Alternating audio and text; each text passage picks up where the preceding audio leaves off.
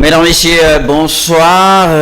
Bienvenue à tous dans Nouvelle Donne. L'invité de ce soir en plateau, tel que vous pouvez déjà l'apercevoir, le professeur Augustin Mwendambali, directeur général de l'OCEP, Observatoire des surveillances de la corruption et de l'éthique professionnelle. Monsieur Augustin Mwendambali, bonsoir. Bonsoir Simplice. Et tout de suite, d'entrée de jeu, la corruption déclarée désormais ennemi public numéro 1 au Congo, avec la lutte acharnée, engagée sur le front par le président de la République, Félix Etienne Tshisekedi, qui aussitôt a donné le ton, un ton ferme, on va dire, avec vous, monsieur le directeur général de l'OCEP, Augustin Mwendambali. Si j'ai bien suivi les tons du président de la République, c'était ton d'un leadership visionnaire. Il a circonscrit le cadre du combat contre la corruption qu'il voulait affronter, qu'il voulait mener. Et à l'occasion, il s'est présenté lui-même comme un chantre en position d'exemplarité. Vous ne pouvez pas lutter contre la corruption avec une double figure. Une qui parle et l'autre qui cache. Mais le président de la République a bien montré, sans embâche, qu'il avait une vision pour ce pays. Et cette vision pour ce pays pouvait être déclinée en 3 paliers: restauration d'état de droit, amélioration du bien-être social du peuple d'abord, et ensuite lutte contre la corruption. En déclinant ce dernier palier, le président de la République a pris toute sa responsabilité en reconnaissant que la République démocratique du Congo n'est pas à l'abri des pratiques de corruption. Le fait d'avoir dénoncé ces concepts, l'avoir décrié, signifie qu'il y a une prise de conscience intériorisée par le chef de l'État. Et dans cette prise de conscience, le président de la République n'est pas dupe. Il est certain, il est rassuré qu'il peut avoir la vision, qu'il peut promulguer autant de lois qu'il en faudra, mais s'il n'y a pas cette prise de conscience de la part des dirigeants, des citoyens de la République, le projet du président de la République risque d'être voué à l'échec. Voilà pourquoi depuis un certain nombre de temps, depuis son discours d'investiture, il a parlé de la corruption avec acharnement, avec obsession, dépassant les limites. Chaque discours se voyait honoré par la présence de cette idée chère au président de la République de réduire les tares de la corruption dans notre pays. Et ça nous a beaucoup impressionnés. Il est vrai, certains d'autres présidents ont fait de même dans le passé, mais nous avons remarqué par rapport à l'acharnement du président, il y a quelque chose d'original qui sort de sa voix. Parce qu'il a dit qu'il ne suffit pas de décrier les phénomènes de la corruption, mais il suffit d'abord, ou il faut d'abord, au préalable, réaliser les conséquences, les ravages que la corruption cause sur le développement du tissu socio-économique de notre pays. La précarité des salaires n'est autre que les résultats de pratiques de corruption. Les gens se servent à la cuisine et la casserole est présentée presque à moitié au niveau de la table d'invités. Qui ignore que si aujourd'hui la RDC ou le peuple congolais connaît un paupérisme absolu, c'est parce que tout ce que l'État produits, au lieu d'être orientés vers les caisses du trésor public, finissent leurs courses dans les poches des individus et surtout des agents publics de l'État vérés. La corruption a fait des ravages. Elle a créé des inégalités sociales dans notre pays.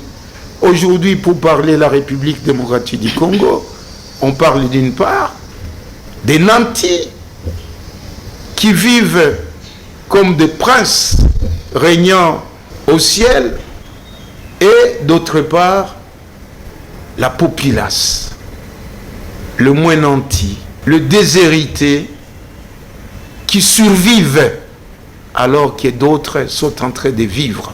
Monsieur le directeur général de l'OCEP, ça signifie quoi à vous suivre que le président de la République prend à bras le corps ces problèmes, ces fléaux qui est la corruption qui gangrène notre pays depuis bien longtemps maintenant et montre en même temps des signes manifestes et visibles de sa volonté politique. Affirmatif.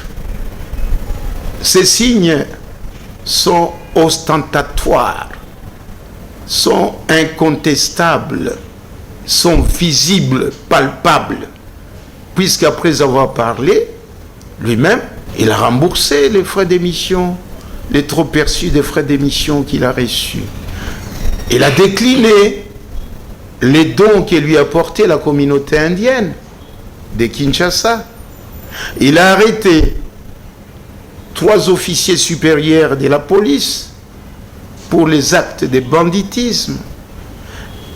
Il a fait limoger un chef d'État, un général de nos forces armées pour une conduite non acceptable, pour avoir détourné le bien de l'État. Autant d'exemples qui montrent que le président s'est engagé sur la voie de la lutte contre la corruption. Vous pouvez parler des devoirs d'exemplarité de la part du président de la République. C'est bien trouvé. Félix on ne peut pas lutter contre la corruption. Chilombo. On ne peut pas lutter contre la corruption quand soi-même on n'est pas en position d'exemplarité. Il faut être les modèles pour que les enseignements que nous donnons à nos enfants puissent être positivés dans nos familles. Il faut que les parents accompagnent ces enseignements d'une certaine pratique d'exemplarité. Vous ne pouvez pas demander à votre enfant de ne pas voler quand vous-même vous êtes les champions dans les pratiques des vols.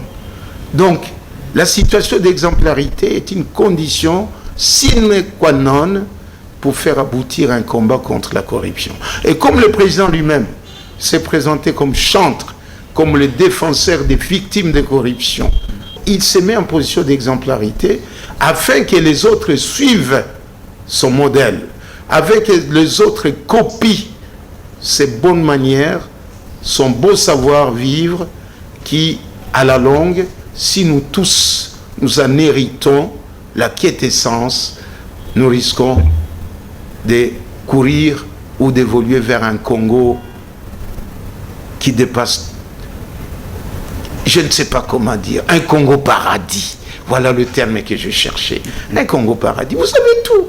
Des minéraux, des espaces. Ça fait rêver, ça. Ça ne fait pas rêver. Vous avez des minéraux. Vous avez des minéraux sous vos pieds. Vous dormez sur des masses d'argent. La terre congolaise est arable. L'agriculture pousse de partout. On ne plante pas au Congo. Les plantes poussent d'elles-mêmes. Ah, c'est étonnant ça. Alors, vous ne voyez pas que nous avons un pays, un fleuve d'eau qui passe juste à côté de nous ici. Mais regardez, suite au comportement de ces agents publics de l'État véreux, inconsciencieux, il y a des quartiers qui vivent sans eau.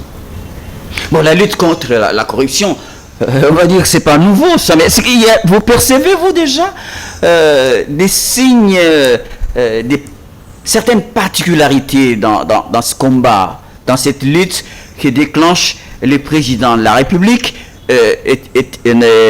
Félix Tshisekedi? Monsieur le DG de l'OCEP. Je ne vais pas renier aux anciens présidents qui l'ont précédé la même volonté de lutter contre la corruption. Tout le monde en a parlé. Mais chez le président Tshisekedi, cette volonté prend une connotation nouvelle, une dimension tout à fait spécifique. C'est-à-dire celle de passer par la pratique, par l'exemplarité, celle de punir les corrompants et les corrompus. Voilà un peu des signes qui ne trompaient pas. On lit les actes à la parole? À la parole. À la parole. Et ce qu'on remarque surtout chez lui, c'est pas seulement une simple volonté, c'est les soucis de la haute hiérarchie qui le caractérisent, de faire de la corruption un crime. J'ai toujours appelé ça crime de lèse-majesté, mais je ne sais pas si les gens me comprennent. Il en fait une obsession.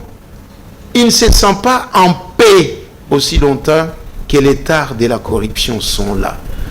C'est comme mes parents qui est à la fille d'un voleur qui va visiter dans une certaine nuit sa résidence. Ce père ne dort pas, ne ferme pas les yeux. Il accepte qu'il puisse être victime de l'insomnie le lendemain, à condition que le voleur n'opère pas. Et voilà les soucis du président de la République. Le mal est profond. Qu'est-ce que c'est profond? Oui, mais vous ne voyez pas un certain essoufflement quelque part? Quel essoufflement?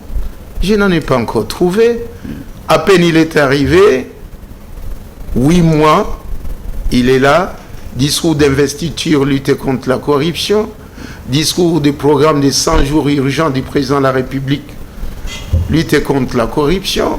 Namibie interview, lutter contre la corruption. Au Nigeria récemment, lutter contre la corruption.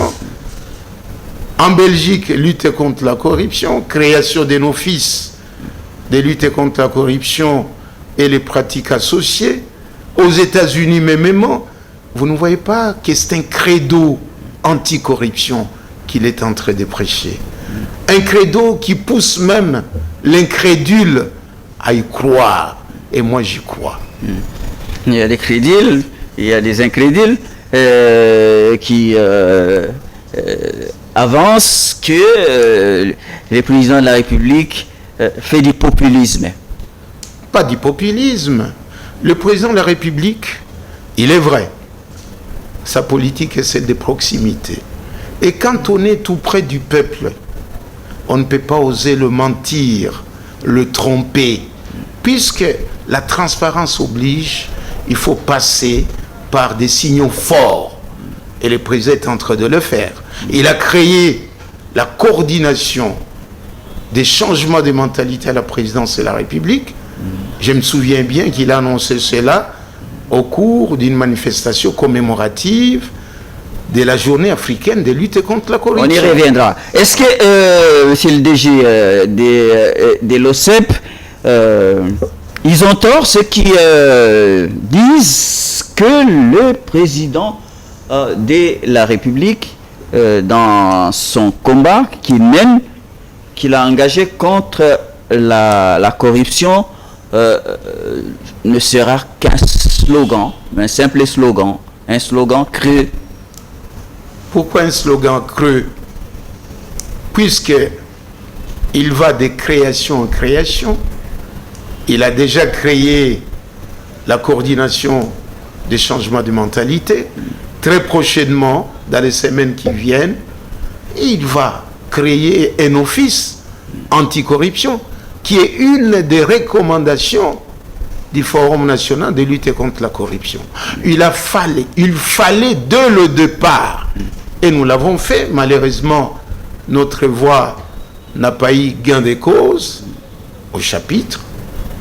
Il fallait que la RDC soit dotée d'une structure indépendante de lutte contre la corruption, laquelle structure allait mobiliser et les représentants des institutions publiques de l'État, les représentants de la société civile et du monde des affaires, pour que la démarche holistique, multisectorielle de lutter contre la corruption puisse aboutir. Ça n'est pas de la propagande de sa part, un discours, comme on entend dire certains, destiné à plaire la communauté internationale et à plaire également l'opinion nationale.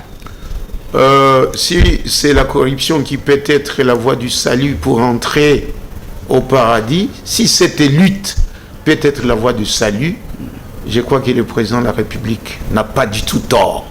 Nous vivons dans un taux de pénétration de 75% des pratiques de corruption. Mes dernières enquêtes, après le discours du président de la République, vous en verrez les résultats. Il vous démontre noir sur blanc que la corruption est en train de dépasser les 70% qu'on a trouvé il y a de cela 5 ans. C'est-à-dire, le pays est au point mort. Il faut absolument activer les choses. Il faut sérieusement mettre en place une politique ambitieuse et volontariste qui peut nous amener à changer cet état des choses. À attirer les investisseurs. Absolument. Pour améliorer le climat des affaires. Discours pour à que la les consommation investisseurs viennent. De la communauté internationale. Pas seulement de la communauté internationale.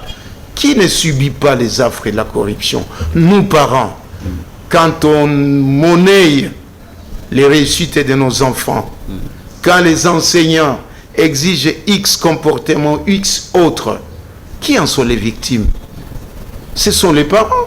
Et à la longue, la République, puisque nos enfants ne pourront pas être compétitifs quand ils vont se rencontrer avec les enfants d'ailleurs, avec les enfants de la planète Terre. Vous ne voyez pas que nous sommes perdants de cela? C'est pas le président seul qui perd. Des gens qui parlent comme ça ont tort par rapport au discours, aux différents discours, le président qui martèle ça. Et là, comme vous l'avez rappelé, si bien que le président Félix Tshisekedi, on va les juger sur pièce plutôt. Sur pièce. Oui. Il l'a fait. Première pièce. Voilà la démonstration. À peine parlé, à peine énoncé, sa vision commence à faire sortir des fruits. Dernièrement, le Premier ministre, chef du gouvernement, a rassemblé tous ses membres du gouvernement pour la déclaration de ce qu'on appelle l'engagement éthique. Pour la signature de l'acte d'engagement éthique. Je sais bien que vous me diriez, mais les deux gouvernements précédents ont fait de même. Nous sommes toujours au rond-point. Vous risquez de me le dire. Et moi, je vous répondrai en ces termes. C'était pour nous la première fois qu'on a vu un Premier ministre signer personnellement, en guise d'exemplarité, le même acte d'engagement éthique qu'il a soumis à ses membres du gouvernement. L'exemplarité ne vous étonne pas, oui, je vous en prie, de cette nature-là. Un Premier ministre, s'il vous plaît, qui signe devant tout le monde et devant ses ministres son propre acte d'engagement éthique, devant nous, la petite autorité minable de l'OCEP que nous sommes. Et vous ne trouvez pas que c'est une grande humilité? C'est un début de changement. Vous êtes modeste, monsieur. C'est un début de changement que personne ne peut contester, que personne ne peut nier. Ce Premier ministre, très prochainement, il va encore l'annoncer, il va faire passer les membres du gouvernement à une formation, non pas seulement d'immersion aux valeurs éthiques des membres du gouvernement, mais aussi à la signature des contrats de performance. Vous serez jugé sur votre ampleur, votre mode de prestation. Le Premier ministre tient bon pour revaloriser la vision du chef de l'État. Et ça, je vous assure, je n'en ai pas vu de pareil. J'ai vu des gens faire signer les actes d'engagement éthique, mais je n'ai pas vu ou eux-mêmes signer leurs propres actes d'engagement éthique. et devant un minable comme moi. Ouais, les gens ont trouvé à parler de simples formalités, monsieur le DG. Simple formalité. Simple formalité. Qui vivra verra. Le Premier ministre, je le connais